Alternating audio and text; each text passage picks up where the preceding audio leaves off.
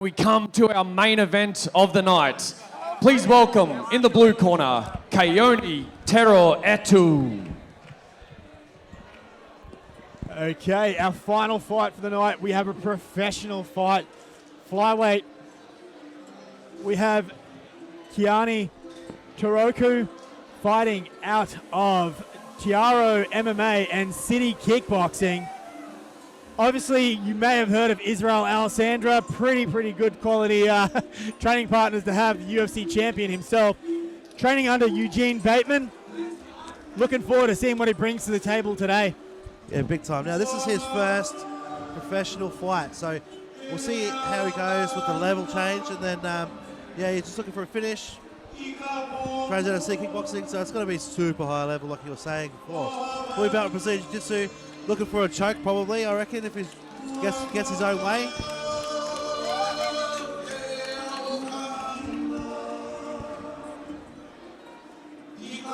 Yeah, so making his pre-debut as well.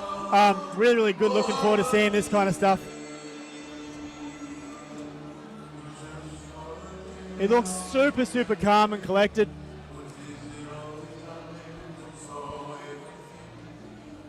And we mentioned before around having training partners and people to come across. Obviously, you got a fair few people from the Fight Centre with a really good partnership being struck up there, so you know you got people there. All right, and in the red corner, Coopar Royale. So Coopar Royal, I've seen this young lad fight so many times.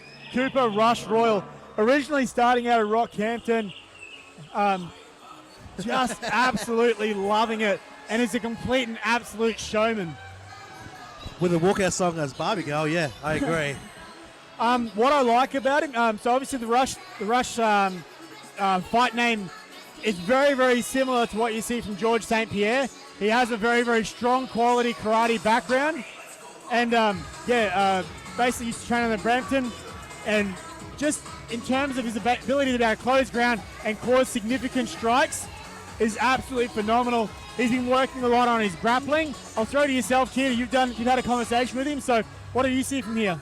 Well, he is a blue belt, so like you said, he has been working a lot on his grappling, and he holds many titles. He's got the XFC bantamweight champion belt, Coastal Combat flyweight and bantamweight champion, and also the Beast championship flyweight. So he's working across all promotions, but like you said before, he's a performer as well, and he's ready to throw heat.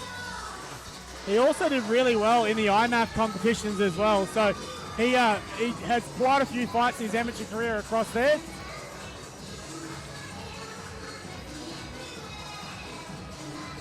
Looks like he's trying to take out the entire division.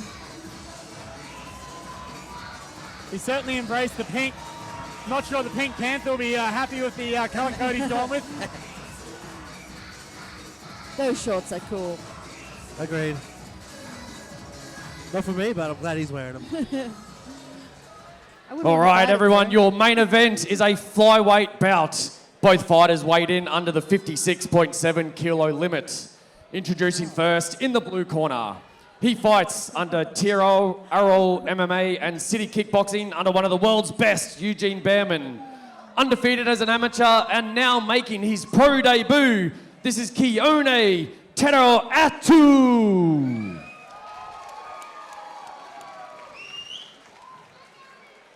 And his opponent in the red corner, he fights out of Valor Martial Arts in Rockhampton.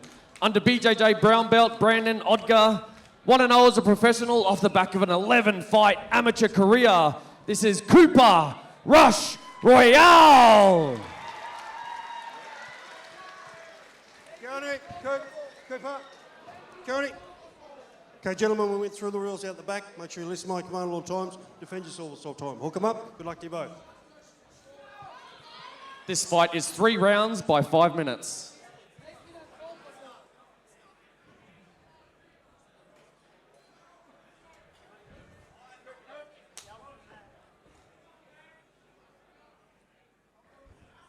Additionally, so Coopar Royal's a bit of a journeyman in the way he trains, so almost nomadic. He goes to where he needs to be able to get the information. So currently training under Valor, but I have seen him at multiple gyms across the years. Both gentlemen have such power in their kicks.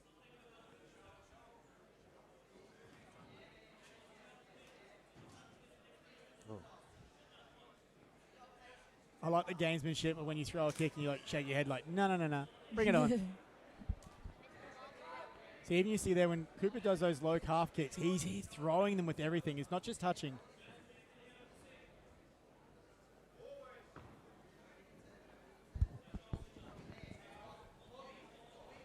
So in terms of rule set, Craig, what's the difference between a pro fight and an amateur fight? Oh, excellent call. So we've got 5-minute rounds. Additionally, we have elbows are allowed and any type of rotational lock, so heel hooks, etc. There's not a lot of people in MMA, though, who like doing the heel hooks because you can still get punched in the face. So use it at your own peril. But the 5-minute rounds is really where you get to test it out.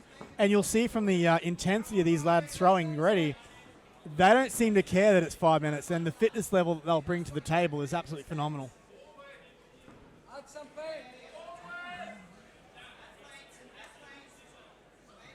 But yeah, the elbows really open it up, especially when you get to the ground or in the clinch componentry. Against the cage.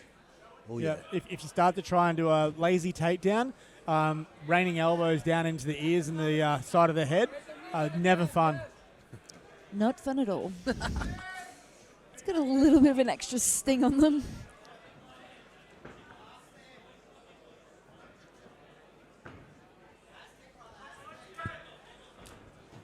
So fast.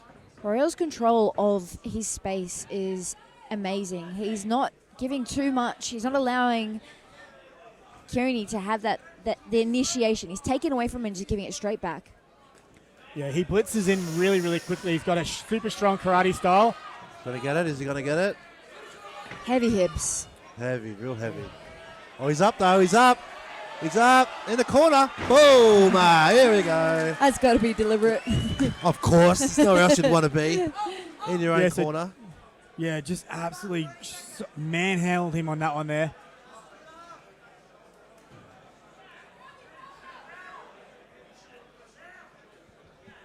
So Terorotua is doing a great job being on top here.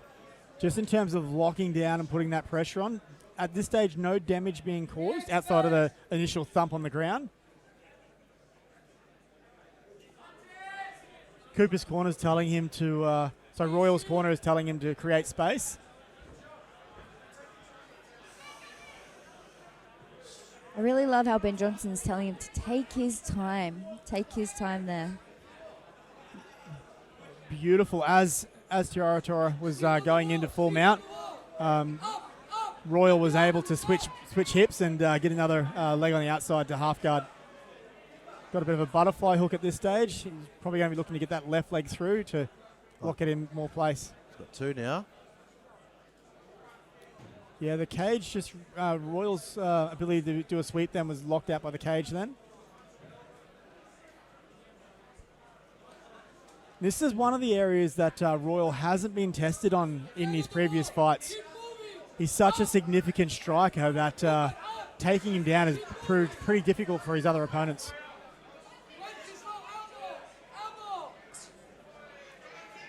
So Peter Hickmont just saying you can throw elbows, mate, just not to the back of the head.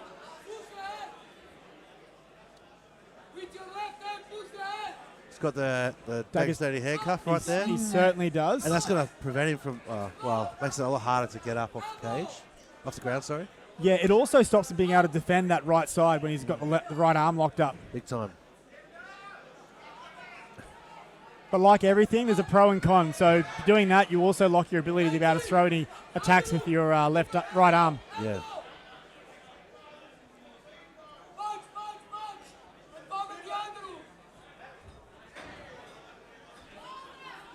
So now that he's got that overhook on the right-hand side, his corner's telling him to throw punches with his left hand.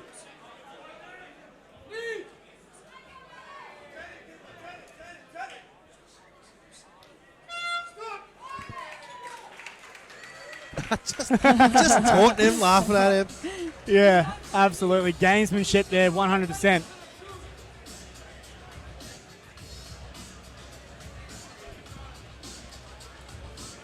So what do you see the keys to success here for Terorotua, Adam?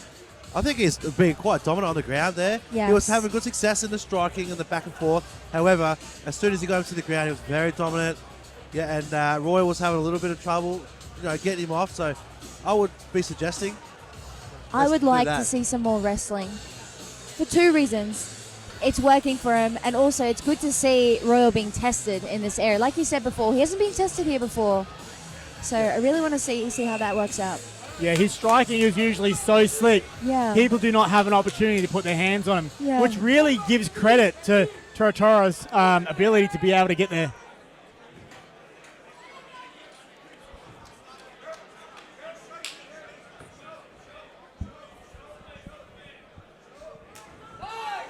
Nice calf kick there. Powerful low calf kick.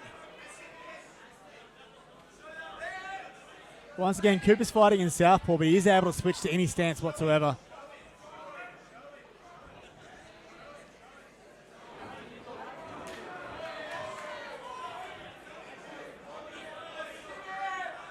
He's so light on his feet too, Royal is. The way he moves and darts, it's really smooth and agile. There's no flat feet. It's interesting that both of them are choosing to fight each other in opposite stances. Like, they're both able to switch stances, which is significant and great to see. But they're choosing to go reverse stance each way. Which, Kid, you'd know from this as well. So in one stance, you'll be more dominant in type of grappling central piece. Most definitely. Most definitely. You'd have one side that you would favour for your kicks and then the opposite you'd be favouring for your defence. But in saying that, once you switch those stances, it then opens up opportunities to the body that vary on both sides. Yeah. Royal's taunting him, going, this elbow's for you.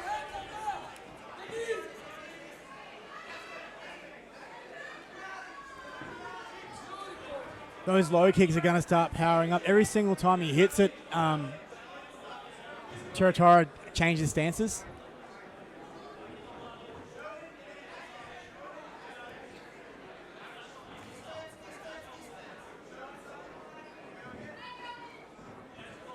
I didn't get a chance to ask Terorotua the fight name Bubba and where that comes from. I But was looking at that. I'm certainly interested in asking him after the fight.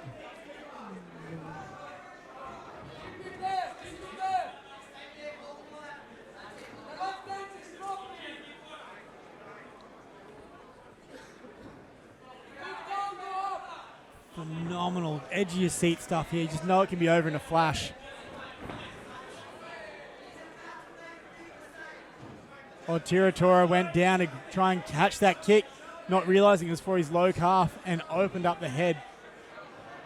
See if Royal will do something about that, but Terorotua will probably also fix that going forward. Like then, did not put his hand down to try and catch it. I don't know about you, Kid, but I watched that kick and it hurt me because it hit the elbow. It does.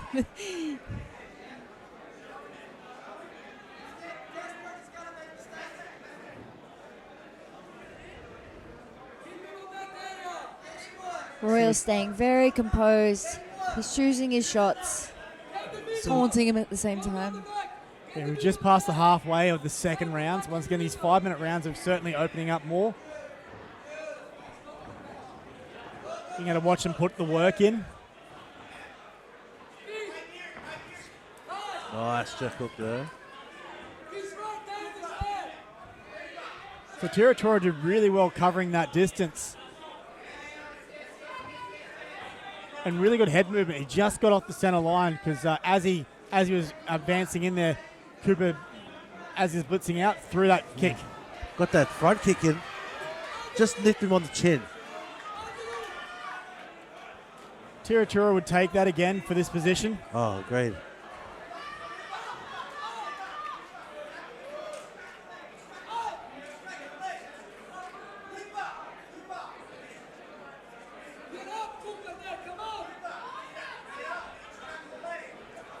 So his corner's telling him to get up and extract the leg. So from here, this is a little bit more dangerous. So Terorotua has had originally had both legs locked together, but Cooper was able to get one of them out. Oh, he's up. Now seconds free.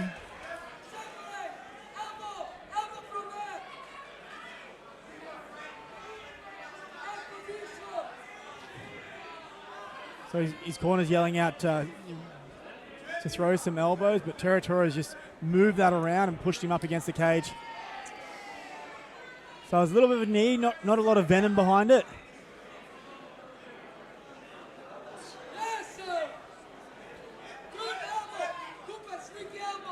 Terorotua's got good cage pressure, and then when he gets reversed, he reverses it again. So his cage IQ is good. It certainly is. So both these guys have blue belts in BJJ, and to be in their pro ranks with the blue belt, they clearly both like to strike, and we've seen that on display tonight. Yeah.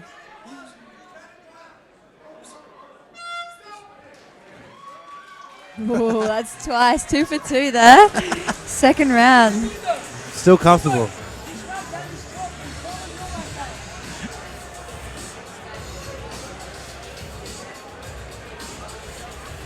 So, Adam, what do you think he's being told in the corner for TFC? What's Ben Johnson in his ear Straight to the about? cage, straight to the ground. Do more of that. You know, even if Royal reverses it, he's very capable, very confident to be able to reverse it back and still be dominant. It'll be shutting down those strikes. Yeah, because as we have discussed, Royal has great striking and it has never been tested, and this is what we need.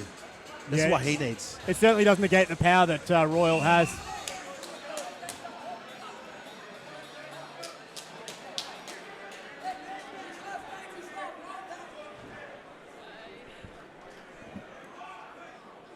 So, Keita, what do you think in the key success here for Royal? I think he wants to end us with striking. I think he's going to hunt for that right hand. He was just being told that the left hand drops down, and you can see that drops down. So as he switches from southpaw to orthodox, that left hand drops significantly. So in orthodox, both hands are above the shoulder line. When he switches in southpaw, both hands are above the shoulder line. When he switches, that left hand drops significantly below, down to the bicep level.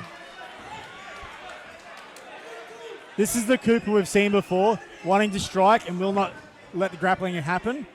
But Terorotua has been here before.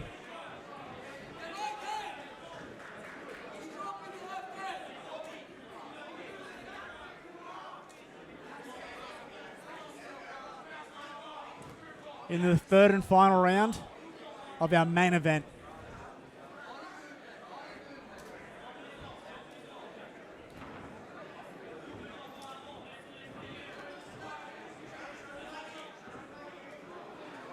The speed is still there for both gentlemen, and significant striking, different angles, and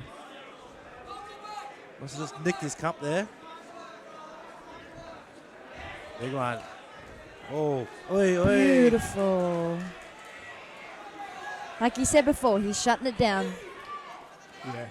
knows now not to initiate any type of grappling. It's pretty much what can be the end of the round for him. Terorotua's ability to be on top is just significantly stronger.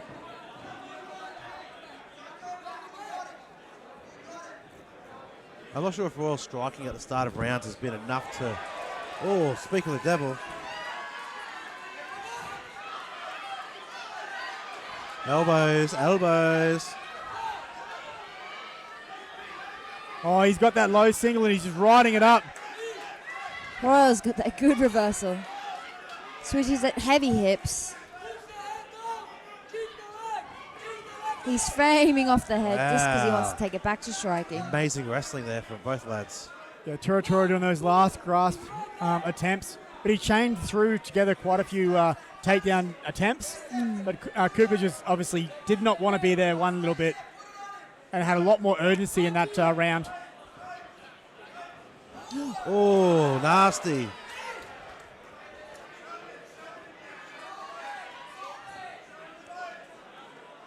So what I'm expecting here is he's going to fake a kick to that knee again and just go over with that right hand. Or he's got to light it up even more, and old mate will have to... He's going to do one of things, either protect that leg, which is very, very significantly compromised. Doing it again, he's loading up. He knows what hurts. He's making him think about both of his knees now. There's that high kick.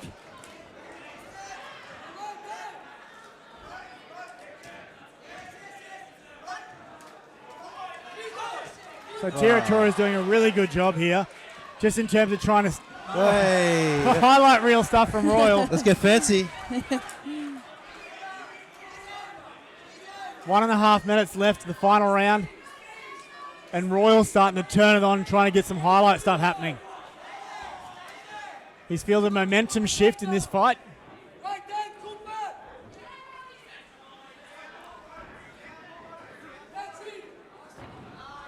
He's done it again. He's had taking enough. that knee. Terorotua is throwing everything at it now. He knows that the left knee is compromised significantly.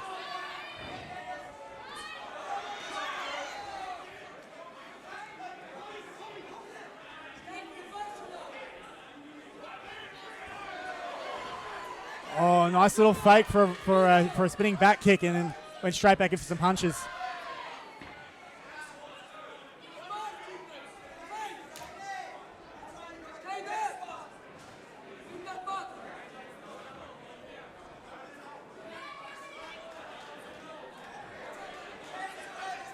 So Cooper's really found a home now. His striking is on song. Terorotua is just battling through whatever he can here. He's throwing lots of heart. He's pushing through. But like I said before, Cooper's really found some momentum. Well, they have a stepping elbow. Terorotua is doing everything he can to try and stop Cooper.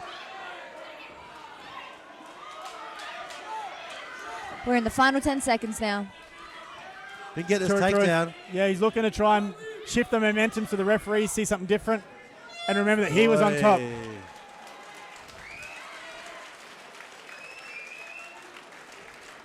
Terorotua wants none of it. He's over it. Yeah. Don't blame him.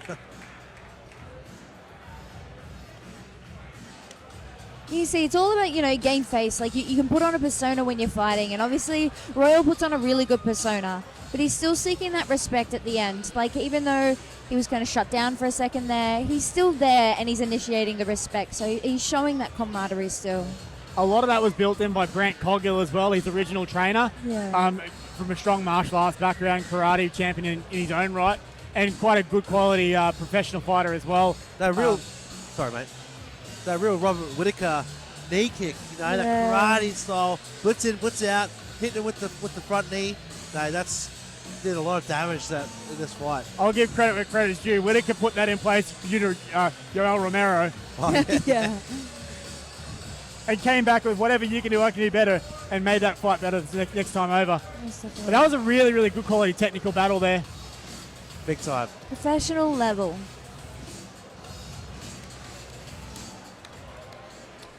All right, before we get to the decision, XFC70, December 2nd, back at the Mansfield Tavern.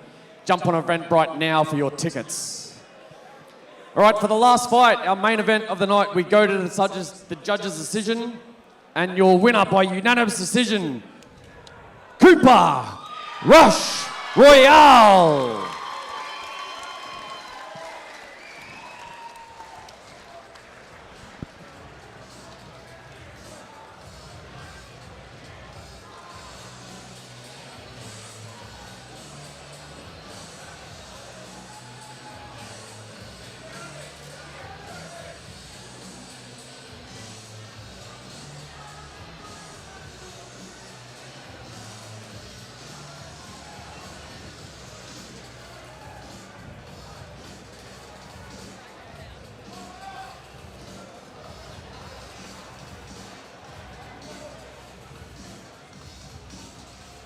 Well, it's been an absolutely amazing night of fights tonight on XFC67. Everyone's put on an absolute show. Look at this.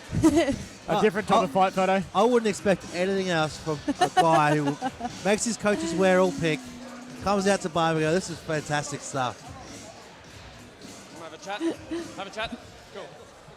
All right, we're here with your main event winner, Coopar Royale. Mate, phenomenal performance there. I'll give you the microphone. Look, man, 10 months, no activity. I mean, that's a long time. 10 months just sitting on the sideline, really. Sitting on the shelf, but you know what shelf that is, and that's the top shelf. That's for sure. A really clinical performance there. You controlled the entire fight. Was the game plan to dominate his legs? The game plan was to take his head off, but it is what it is, eh? Now, I sustained a little injury towards the back end of camp that I think was in the back of my mind the whole time, but anyway, I finished that guy. It was easy. Like, I don't think the fight was close, but yeah. Mate, again, you know, looked absolutely phenomenal there. Whereabouts do you want to go with your career? Obviously, you said you weren't happy with sitting on the sidelines. Where do we go to from here now? All the way to the top. I'm going all the way to the top. I just need the fights to get there. Look, to be honest with you, I was going to call out someone, but I call people out, I get the fight, and then they pull out. So I won't call anyone out, but I will call out Uncle Dana from Nephew Rush. I'll see you in a bit, yeah? Just contender series. You got a serious contender right here. Nice. Good man. Everyone make some noise for Coopar Rush Royale. Again, everyone, that is us for the night, but not for the year. We head to New Zealand for XFC68 and 69, and then back to the Mansfield Tavern December 2nd for XFC70. Tickets available tonight. Have fun, everyone. Drive safe.